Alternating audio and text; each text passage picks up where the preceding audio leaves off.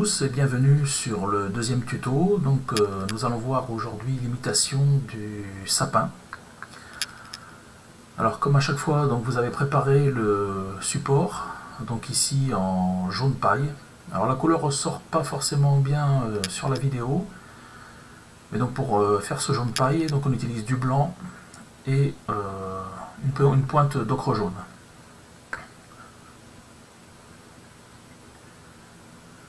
Donc le premier travail se réalise au glacis à l'eau et on utilise aujourd'hui exclusivement des pigments. Donc le premier travail se fait à la brosse de pouce ou, donc si vous n'avez pas cette brosse de pouce, donc vous pouvez utiliser ce genre de pinceau ou un petit spalter.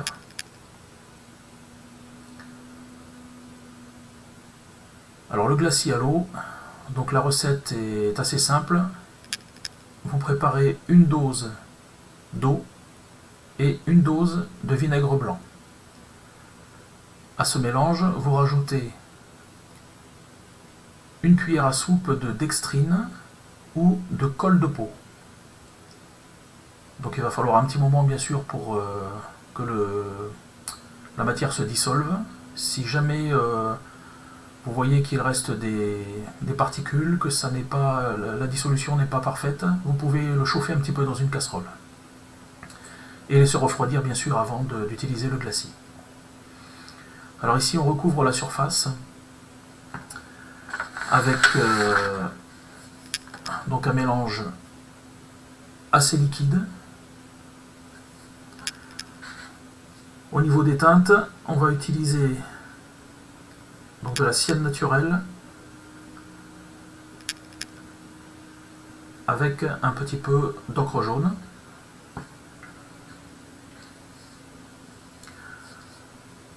Alors on peut utiliser, alors l'ocre jaune, on en met juste un tout petit peu, mais on utilise donc principalement terre de sienne naturelle et ombre naturelle.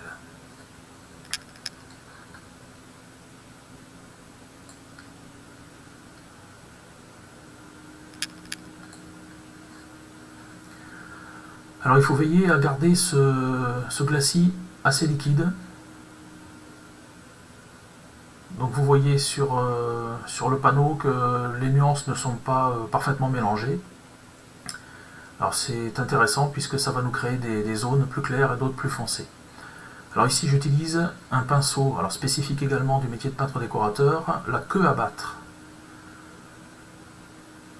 Donc vous voyez ce mouvement particulier, donc on tient le pinceau de façon assez légère et on vient donc taper sur l'ensemble des poils donc de la queue à battre. Alors si vous n'avez pas ce genre de pinceau, vous pouvez utiliser donc un spalter ou bien le pinceau que j'ai actuellement entre les mains, donc je vais vous montrer ça. Donc là je recommence pour vous faire la démonstration. Donc vous avez vu avant que le fait de taper avec la queue à battre, ça va créer le grain du bois. Donc là on va faire la même chose avec le pinceau. Donc on voit que ça crée un grain de bois mais qui est un peu plus serré. Alors là encore une fois, ça vous permet simplement de faire cette réalisation si vous n'avez pas de pinceau adapté.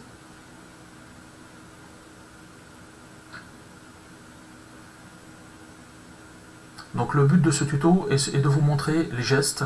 Donc vous allez voir que jusqu'à la fin, je vais parfois effacer le travail effectué, revenir dessus. Mais là le but est de vous montrer les gestes et que vous puissiez bien sûr refaire cette imitation de sapin. Alors j'ai séparé le support en deux parties, ce qui va me permettre de vous montrer donc des techniques différentes et également donc une teinte différente. Donc là je recommence le travail. Bon, vous voyez tout de suite que le grain de bois est un peu plus marqué, donc avec la queue à battre.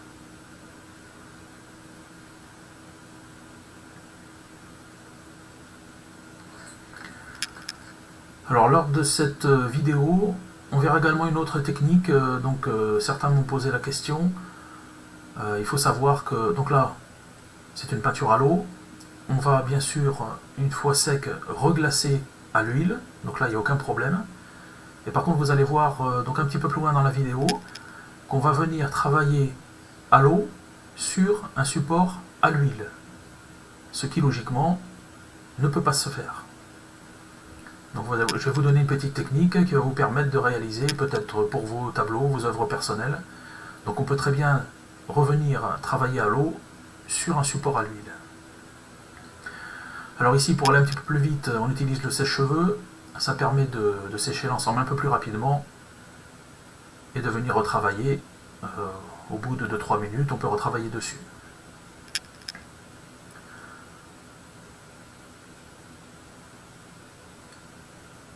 Donc le fait d'utiliser un glacis à l'eau avec soit de la dextrine ou soit de la colle de peau, donc va créer bien sûr une texture et va créer un film en fin de compte et qui va permettre de tenir les pigments. Donc c'est assez important, hein, parce qu'on pourrait très bien le faire à l'eau sans rajouter de dextrine ou de colle de peau, mais on n'aura pas le même résultat. Dès qu'on va venir retravailler dessus, on va effacer ce qu'il y a en dessous. Et vous allez voir un petit peu plus loin que, comme je vous fais des démonstrations, je travaille quand même sans trop laisser sécher. Vous allez voir que le support peut s'effacer assez rapidement.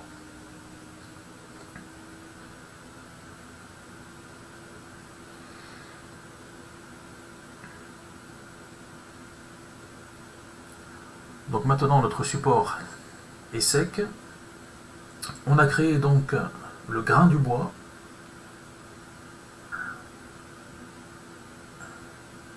Et on va venir retravailler donc après à l'huile.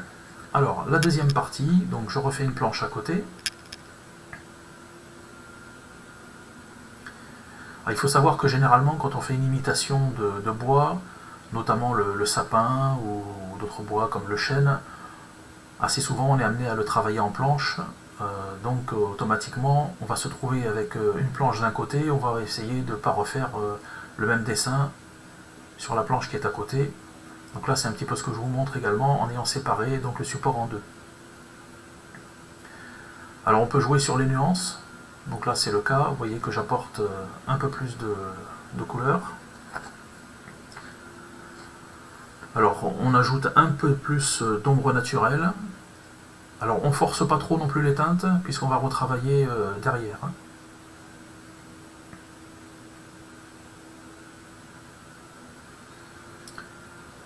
Alors il ne faut pas hésiter à mettre certaines parties, vous voyez, sur la longueur, donc ils vont être un peu plus soutenus, d'autres un peu plus clairs, où on va pouvoir créer donc soit le cœur du bois, le travail des ronces. Alors toujours assez liquide, pour pouvoir après créer le grain avec le queue à battre.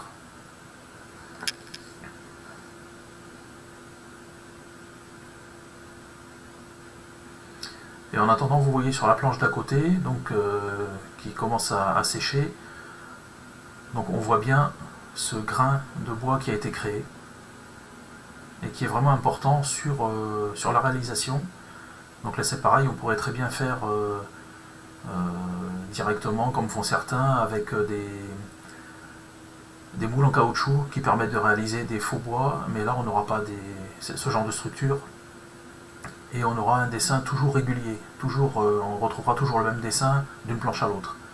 Alors que là, le but, donc d'où la différence, donc là c'est bien des cours supérieurs de peinture décorative, le but est de faire un travail propre. Et donc qu'on puisse regarder de loin et reconnaître un sapin et s'approcher, donc et voir du détail.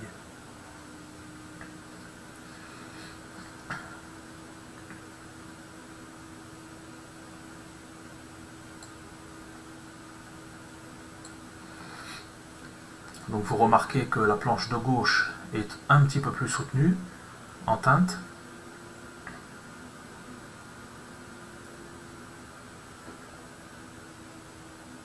Donc à partir de maintenant, là vous laissez sécher, donc bon, au sèche-cheveux, il n'y a pas de problème.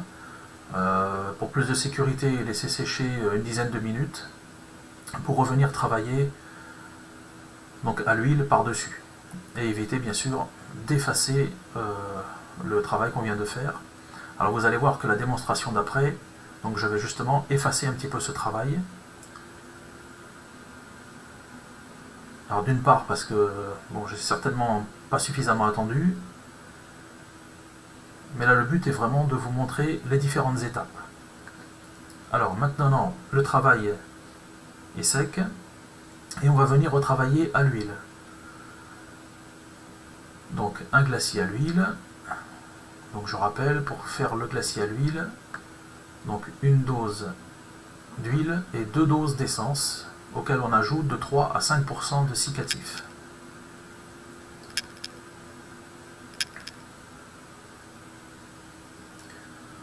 Concernant l'essence utilisée, donc vous pouvez bien sûr utiliser de façon classique donc l'huile de lin, l'essence de térébenthine. Et pour le cicatif, essayez d'utiliser un cicatif qui ne soit pas trop teinté. Alors, il existe des cicatifs qui sont teintés brun, d'autres violets. Alors après, bon, c'est à vous de voir au niveau du résultat. Hein. Il faut impérativement que le glacis après ne soit pas teinté. Et pour l'essence, alors l'essence de térébenthine, donc l'inconvénient bien sûr c'est l'odeur, donc si vous travaillez en intérieur, vous pouvez le remplacer par des essences naturelles, des essences d'agrumes. Donc ici moi j'utilise une essence naturelle faite à partir de la noix de coco, qui ne sent absolument pas, aucune odeur, et elle est 100% naturelle.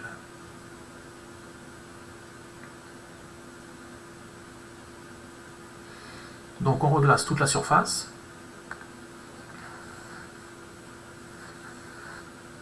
Alors toujours pareil, on travaille un peu liquide, donc il faut tendre suffisamment le glacis pour éviter d'avoir des coulures. Donc si vous avez suivi le tuto du blanc veiné, donc là c'est exactement pareil, donc on vient, on applique le glacis, on le tend un petit peu, et ensuite on va l'adoucir avec le blaireau, ou avec un spalter, si vous n'avez pas de blaireau.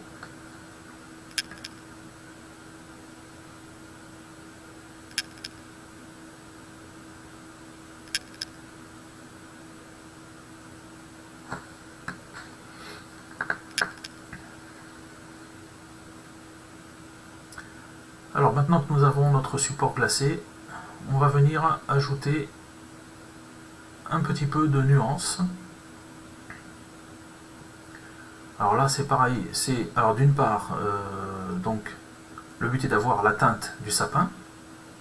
Donc il faut savoir pareil que le sapin, on a des nuances différentes suivant les planches et suivant les variétés de sapin également.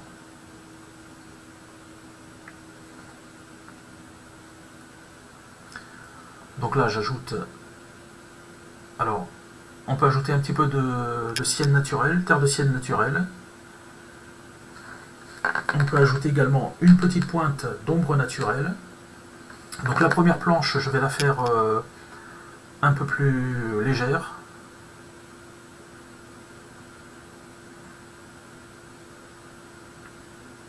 Alors ça c'est pour le démarrage, hein, parce que vous allez voir qu'au fur et à mesure des étapes, on peut bien sûr en reglaçant changer complètement la teinte de la planche qu'on est en train de faire.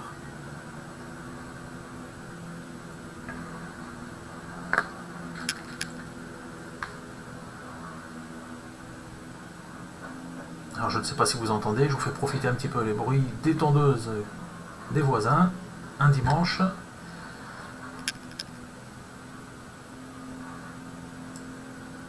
Voilà, donc on continue le reglaçage. Alors sur cette deuxième planche, je vais créer des nuances. Donc je vais espacer un petit peu, de façon à avoir des parties plus foncées et d'autres plus claires. Ce qui va permettre de faire un esthétisme différent.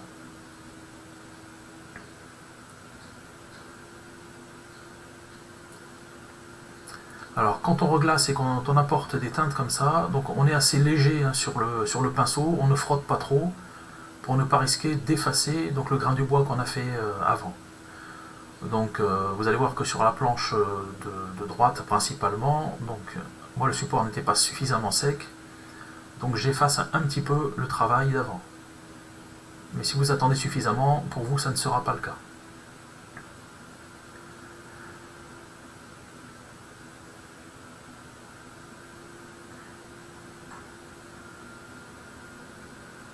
Donc on voit bien sur la planche de gauche que même en ayant amené ces nuances, donc il y a toujours le grain du bois en dessous. Et alors tout comme pour travailler le marbre, donc on travaille le fond et on remonte petit à petit. Et donc on va créer automatiquement une certaine profondeur. Donc si vous regardez une planche de sapin, vous allez voir qu'il y a bien ce grain de bois. Et donc dans la mesure du possible, si on veut faire une belle imitation, c'est important de respecter et de créer tous ces effets à l'intérieur de la planche.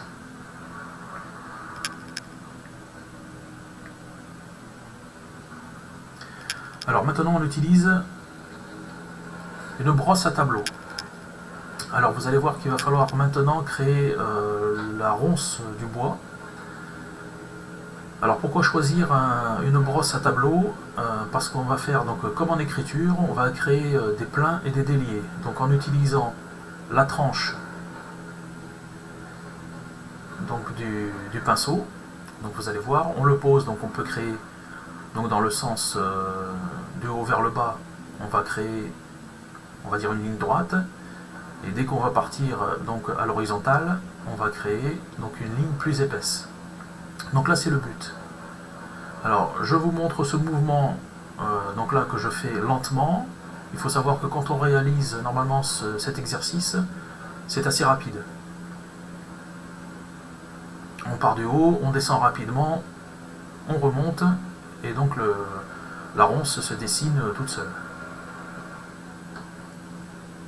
Donc la ronce du sapin est caractéristique. Donc quand on arrive donc ce qu'on appelle sur la tête de la ronce, donc vous voyez qu'elle est relativement arrondie. On peut en avoir certaines un petit peu plus pointues. L'important ici, c'est de veiller à l'espacement. Donc on voit que sur les côtés, donc droite-gauche, les ronces sont assez rapprochées. Et quand on dessine la pointe de la ronce, donc là, on espace de façon irrégulière. Voilà. Alors c'est important. Si on a quelque chose de très régulier, toujours le même dessin, donc l'œil ne va pas trouver ça normal. Vous allez regarder une planche, une imitation. Si on retrouve toujours une symétrie, donc ça va, même sans connaître, notre œil n'apprécie pas. Alors les ronces ne se croisent pas. Donc là, elles se font face et on fait le même travail.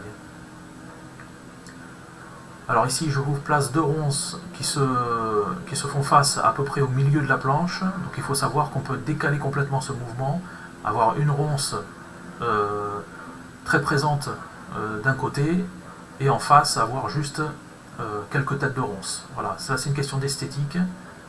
Donc si vous êtes amené à faire un mur avec plusieurs planches comme ça, donc il va falloir bien sûr changer à chaque planche le mouvement. Donc ici les deux ronces sont placées au centre de la planche, et donc vous allez voir un petit peu plus loin, donc sur la planche de gauche, donc là je vais décaler les ronces. Là je suis en train de former le cœur de la ronce. Alors le cœur de la ronce, vous utilisez simplement le plat donc de la brosse à tableau, et vous remplissez un petit peu plus. Alors vous voyez que le cœur est un petit peu allongé. Alors on respecte toujours le sens de la ronce qu'on a fait avant, les mouvements, mais on marque davantage le cœur de la ronce. Et ce travail d'adouci, déjà pour éviter les coulures et pour avoir cet effet pareil, caractéristique de la ronce de sapin. Alors là c'est un travail aussi personnel, à vous d'aller trouver des planches, de regarder des meubles en sapin et de voir un petit peu les différents mouvements possibles et les différentes nuances. Alors toujours le même travail, et là cette fois-ci je décale la ronce, puisque je crée une planche, donc une deuxième planche à côté. Si j'avais créé la même chose, donc faire des ronces en plein milieu, là on a vraiment une impression de copier-coller qui n'est pas agréable. Donc là on décale, et toujours le même mouvement.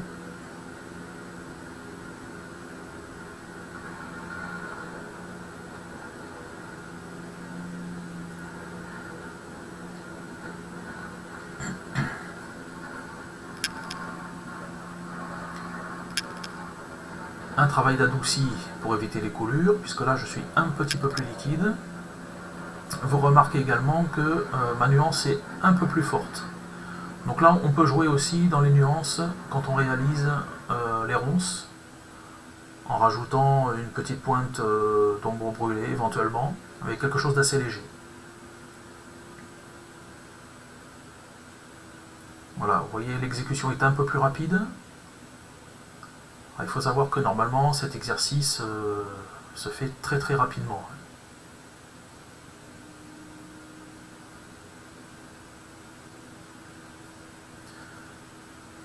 Voilà, donc on a réalisé les deux ronces. Et vous voyez bien sûr des nuances différentes entre la planche de gauche et la planche de droite.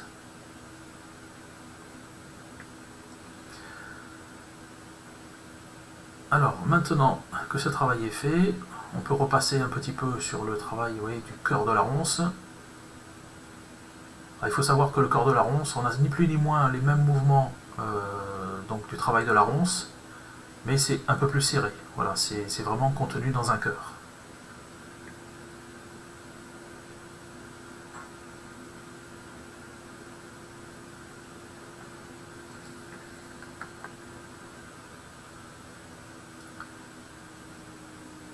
Alors toujours avec la brosse à tableau,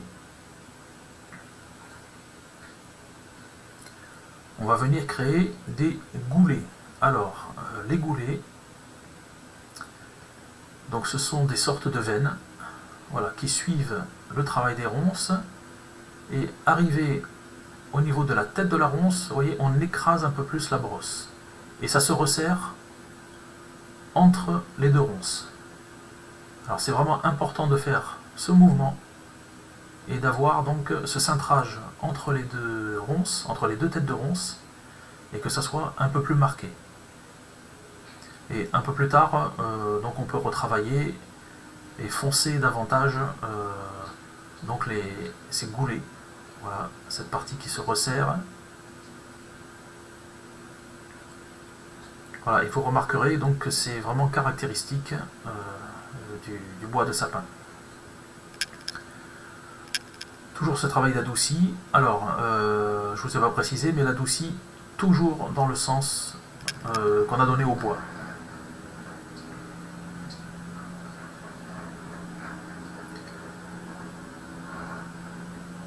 Voilà, vous remarquez, on commence quand même à reconnaître le sapin.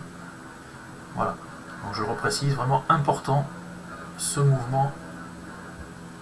Et c'est important aussi pour pouvoir placer après le bois de fil, donc qui est la prochaine étape.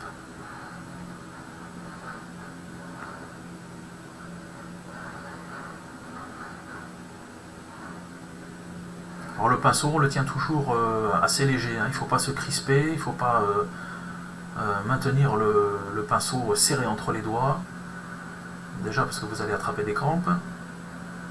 Et c'est important parce que ça se ressent, hein, sur la réalisation donc peu importe que ça soit sur un marbre, sur un bois, il faut vraiment être souple, avoir des mouvements assez légers. Voilà, donc on a fait déjà une belle étape.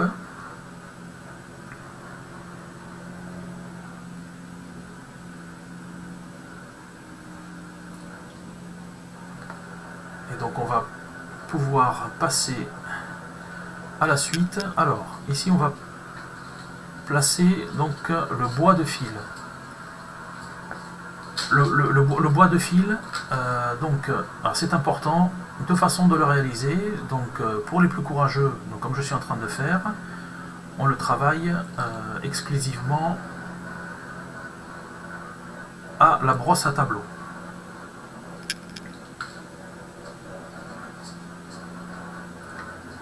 Alors le travail consiste à suivre le travail du goulet.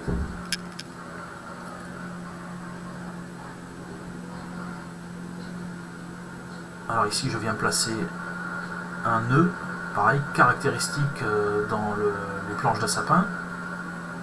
On pose une teinte, on la pose de façon un petit peu ovale.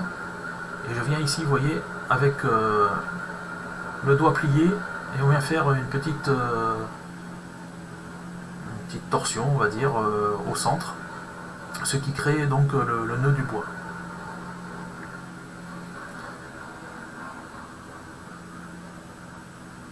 Alors je place les nœuds du bois avant de continuer le bois de fil. Et vous allez voir pourquoi un petit peu plus loin. Les premiers bois de fil qu'on vient de placer donc à côté du goulet, vous voyez, donc suivent le goulet et ont quasiment le même mouvement. Maintenant, il faut savoir que quand on fait un bois de fil, quand on va rencontrer un nœud, le mouvement n'est pas le même.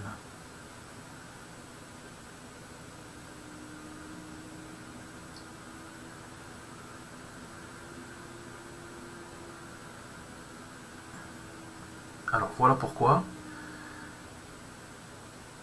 Donc ce bois de fil, alors on a l'impression un petit peu comme s'il était attiré donc par le nœud. Donc ce bois va rentrer dans le nœud d'un côté, sortir à un autre endroit, et assez souvent avec un mouvement complètement différent. Et là vous voyez que le deuxième bois de fil rentre au même endroit, ressort, voilà. Et autre particularité, donc là on crée des mouvements. Mais au fur et à mesure où on va faire ce bois de fil, petit à petit, il va se redresser. C'est-à-dire que les mouvements vont se corriger jusqu'à redevenir quasiment vertical. Donc là c'est un travail particulier. Alors c'est possible que vous ne puissiez pas faire ces mouvements la première fois. Donc là c'est un petit travail de répétition. Mais je vais vous le montrer donc plusieurs fois sur cette même réalisation. Donc c'est important, il faut bien retenir donc les goulets qui se resserrent, les premiers bois de fil qui viennent suivre les goulets, et ensuite ce travail particulier où on vient donc sur les nœuds et avec des mouvements un petit peu plus travaillés. Alors ici j'ai changé de pinceau, donc un pinceau un peu plus fin pour réussir à faire des veines ou du bois de fil un peu plus serré. Et vous remarquerez donc sur des planches de sapin justement que dès qu'on a des mouvements, le bois de fil est plus serré, se rapproche.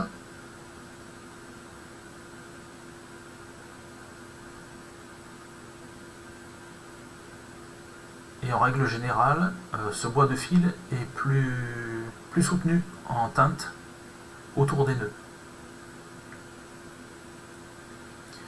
Donc là je fais ce travail, alors qui est un petit peu plus long à réaliser, bien sûr, de faire ce bois de fil au pinceau. Donc voilà, il faut avoir la patience de faire tout ce bois de fil, donc on le fait un par un. Mais ça permet de les placer vraiment correctement, de suivre le sens qu'on a créé avec les nœuds. Et vous voyez, petit à petit, donc je redresse ce bois de fil. Voilà, donc là on va jouer un petit peu sur l'écartement. Vous voyez que près des nœuds, donc le bois de fil est plus écarté. Et par contre, quand il n'y a aucun obstacle, donc voilà, on cherche à redresser impérativement donc ce bois de fil. Voilà, vous voyez que déjà sur ce travail, on est presque à la verticale.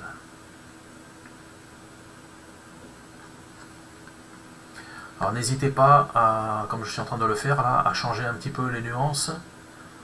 Il y a des veines qui peuvent être un peu plus foncées.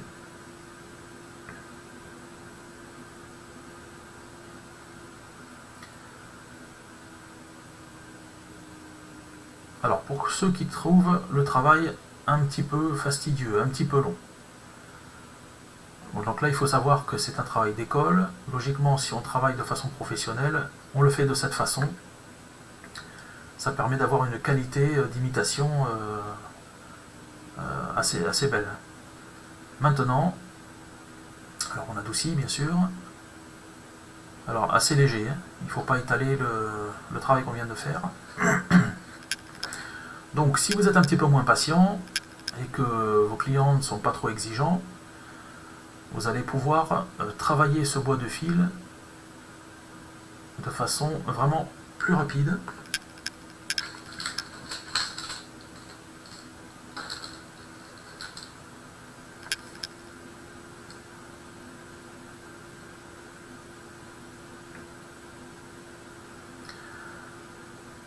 Alors là, on apporte, comme je vous disais, des nuances un petit peu plus soutenues autour des nœuds. Il faut savoir que, donc vous imaginez, hein, donc, tout ce bois de fil donc, se resserre. Donc automatiquement on a une concentration. Voilà, il faut réfléchir un petit peu de cette façon. Donc plus le travail est concentré, plus on va avoir des nuances un peu plus fortes. Alors vérifiez sur des planches, sur du parquet, peut-être sur des meubles. Et vous allez voir qu'on a vraiment donc ces nuances autour des nœuds. Les nœuds déjà sont un peu plus soutenus, donc tout comme le goulet. Voilà, dès qu'on a des mouvements en fin de compte.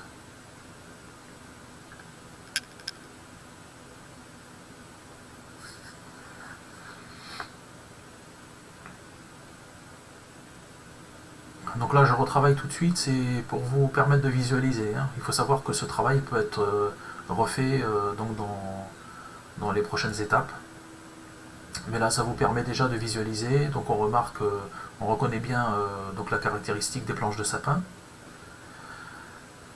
Alors maintenant, voilà. Alors cet outil, donc c'est un pinceau qu'on appelle la veinette.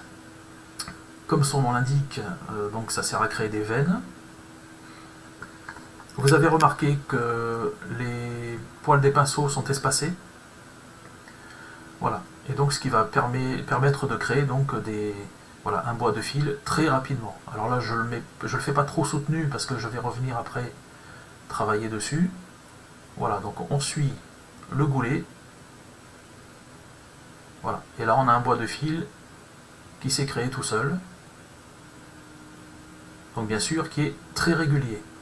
Alors, c'est pas une question de courage ou pas, on peut très bien utiliser la veinette, ce qui permet aussi d'avoir, donc vous voyez, donc sur cette planche, sur la partie droite, donc un travail fait au pinceau, de l'autre côté à la veinette, donc c'est bien aussi puisque ça change l'esthétisme de la planche de sapin. Donc par contre, moi je fais le choix de venir retravailler dessus.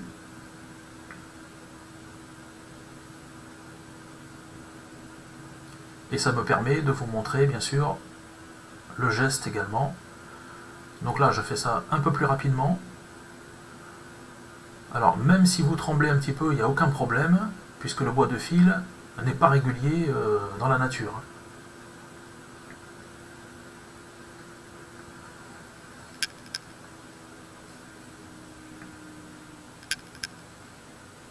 Voilà. Là vous voyez le geste que j'ai, voilà, assez rapide. Normalement, ça se fait de cette façon-là. Les mouvements sont assez rapides.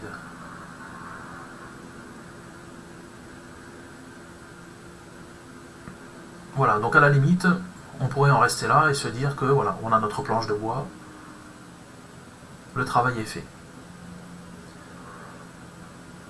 Alors, il faut savoir bien sûr qu'il y a encore des étapes à faire et on peut pousser le réalisme, donc avec un peu de patience.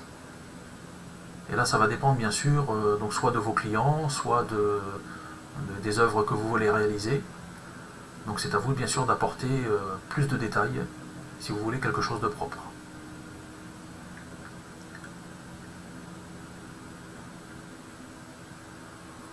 Alors vous voyez que le premier bois de fil aussi, le long du goulet, suit à peu près le même mouvement. On écrase juste un petit peu moins.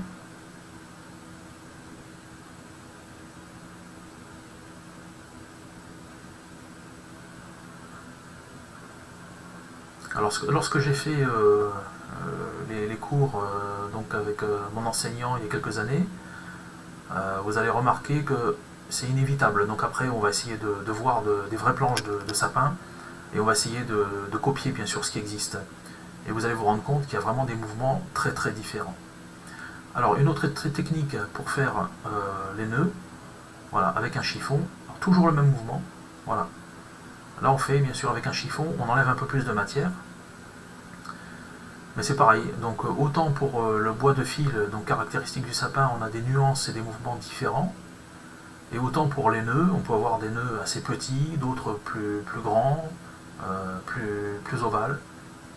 Voilà, et là c'est à vous d'adapter bien sûr le côté esthétique. Et étant donné que sur la planche de gauche là, que je suis en train de faire, donc vous voyez que la ronce est décalée, elle est sur un côté. Donc il faut remplir cette partie. Donc là c'est à vous d'adapter, faire un nœud, en faire plusieurs. Alors comme j'en ai fait deux sur la planche de droite, donc ici pour l'instant je n'en fais qu'un. Alors beaucoup plus soutenu. Alors par contre là je travaille avec un glacis assez liquide. Et vous allez voir que en adoucissant, donc on estompe un petit peu, on décale un petit peu les teintes qui sont posées. Et ça permet de créer des effets. Voilà, alors ici un bois de fil que je fais très soutenu, toujours pareil parce que je suis à côté donc d'un nœud.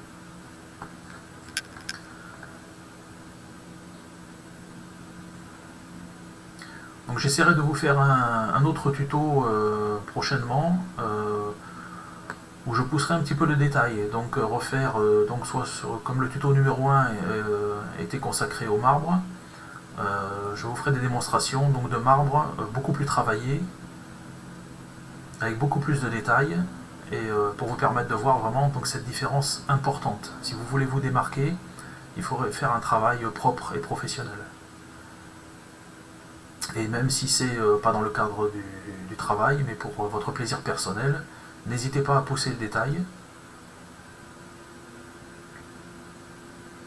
Donc vous voyez ici, par rapport aux autres nœuds, là je crée des nuances. Ici je crée donc des sortes de fentes. Voilà, vous verrez aussi que les nœuds sont assez souvent fendus. Alors ce travail normalement est fait en tout dernier quand on vient retravailler sur le bois, la dernière étape. Mais là c'est vraiment là, pour vous montrer un petit peu les différentes possibilités. Toujours pareil, donc le bois de fil, voilà, qui va au fur et à mesure devenir très rectiligne. Voilà, vous voyez le mouvement sous le nœud qu'on va venir décaler, estomper petit à petit.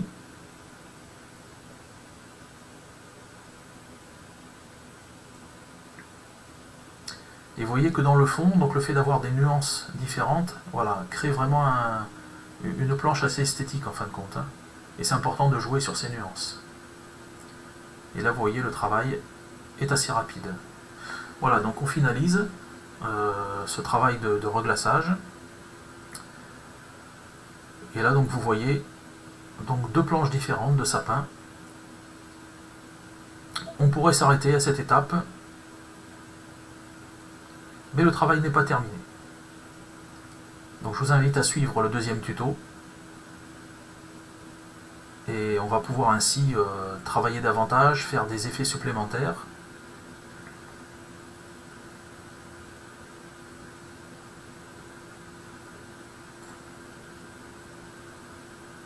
N'hésitez pas à faire déjà cette étape, à la travailler plusieurs fois.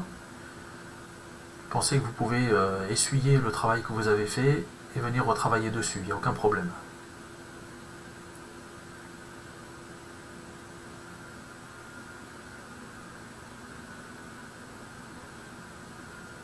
Alors toujours pareil, n'hésitez pas à vous reculer, regardez l'esthétique de ce que vous avez fait, modifier si besoin est.